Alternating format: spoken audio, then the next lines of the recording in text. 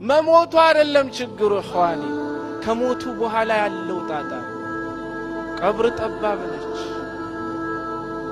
ላ ያኒ ማለት እናት የለ አባት የለ ጓደኛ የለ ዛሬ እዚህ መስጂድ ውስጥ የምታየው እወድሃለሁ እሞትልሃለሁ የሚል ጓደኛ ኬንት ወይንም ደግሞ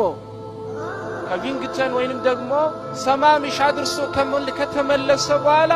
ለሁለት ቀን ለሶስት ቀን ከንፈሩን ሊመጥ ይችላል አራትና አምስተኛው ቀን ላይ መዝገብህን ይረሳል ከዛ በኋላ የራሱን ህይወት ይቀጥላል እዛ ግን ያለውን ጣጣ የምትወጣው አንተ ነህ والله የጠበበውን እንዲሰፋ የምታረገው አንተ ነህ ዛሬ ነው በበርታት ያለብን እንሄዳታለን والله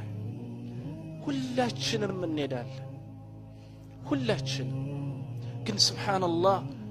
በዚህ ዘመን ቀልባችን ደርቋል والله ከአላህ ጋር ያለን አላቃ ማለት ነው ምን ሆኗል በጣም ላልቷል አዛውንት ብቻ የሚሞት አይምሰላችሁ ለዛ ነው ሐሰን አልበስሪ ረህመቱላህ ዐለይሂ ከለታት አንድ ቀን ሽማግሌዎችንና ወጣቶችን ሰብስበው ካበቁ በኋላ ሁሉንም ጎራ ማለት ነው እንደየእድሜያቸው መጠየቋቸው እናንተ በእድሜያችሁ ሄዳችሁ ሆይ አሏቸው ماذا يصنع بالزرع اذا طاب አንድ እርሻ ተዘርቶ ካበቃ በኋላ ካደገ በኋላ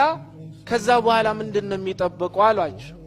እንግዲህ አንድ ማለት ነው እህል ከታዲያኒ ከተዘራ በኋላ የሚጠብቀው ጊዜውን ጠብቆ ምን ማድረግ ነው